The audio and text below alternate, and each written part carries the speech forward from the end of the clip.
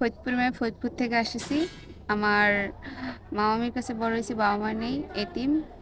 তারা আমাকে বিয়ে দিতে পারতেছে না যৌতুকের কারণে। কেউ যদি আমাকে বিনা যৌতুকে বিয়ে করতে চান, আমাকে বিয়ে করতে পারেন। আমি যৌতুক দিতে পারবো না, আমি এতিম। আমার এইগুলোও কেউ নেই, ওইগুলোও কেউ নেই। এখন আমি এখানে এসেছি বিয়ে করার জন্য।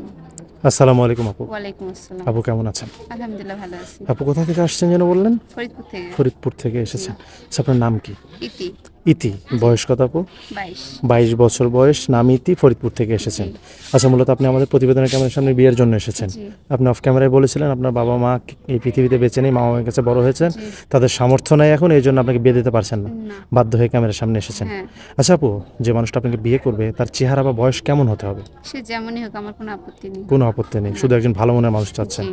আচ্ছা, আপনার সাথে যোগাযোগ করবে কিভাবে? আপনাদের মাধ্যমে। আমাদের মাধ্যমে? জি।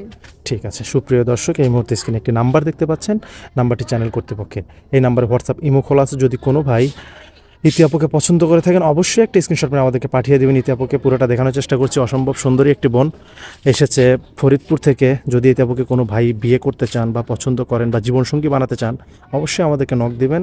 হোয়াটসঅ্যাপ ইমো এই নাম্বারে খোলা আছে। যদি কোনো ভাই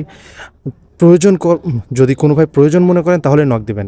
অযথা কেউ ফোন কল করবেন না, তাহলে কিন্তু আমরা ব্লক করে দিতে বাধ্য হবো। আবারও বলছি, এটা চ্যানেল কর্তৃপক্ষের নাম্বার। আচ্ছা, কোনো নামাজ কালাম পড়া হয়? জি, আলহামদুলিল্লাহ। আচ্ছা, হাজব্যান্ড আপনাকে বিয়ে করবে, বিয়ে করার পরে সে যদি আপনাকে রেখে বিদেশ চলে যায়, আপনি কি তার ফ্যামিলির সাথে থাকতে পারবেন? জি, পারবো।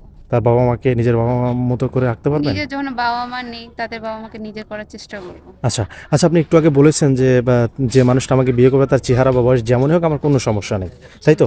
জি। আচ্ছা, ধরেন একজন বয়স্ক মানুষ যদি আপনাকে বিয়ে করে, সমস্যা আছে? জি না। সেই বয়স্ক মানুষ অবশ্যই বিবাহিত হবে, বা বউ চলে গেছে, বউ মারা গেছে, বা বাচ্চা কাচ্চা আছে, সেই মানুষটাকে বিয়ে করলে সমস্যা আছে? না, আমার কোনো আপত্তি নেই। দুই বাচ্চার বাবা বাচ্চা কাচ্চা লালন পালন করতে পারবেন তো? সে যেমনই হোক, আমার কোনো আপত্তি নেই। বাচ্চা কাচ্চাকে নিজের মায়ের মতো করে দেখবেন তো? অবশ্যই দেখবো। কখনো সৎ মা ফিল করাইবেন না? না না। আমরা যে আপনাকে একটা মানুষকে বড় মুখ করে দিব বা বড় মুখ করে তার হাতে তুলে দিব, আমরা কোনো রিপোর্ট বা কোনো অভিযোগ শুনতে পারবো না তো? না না। আমরা একজন ভালো মনের মানুষের হাতে আপনাকে তুলে দেওয়ার চেষ্টা করব আপু। আপনি অবশ্যই একটা ভালো মনের মানুষ পাবেন, দোয়া করি। আর সে ভালো মনের মানুষের সাথে থাকবেন ইনশাআল্লাহ। জি। ভালো থাকবেন আপু। আসসালামু আলাইকুম। ওয়ালাইকুম আসসালাম।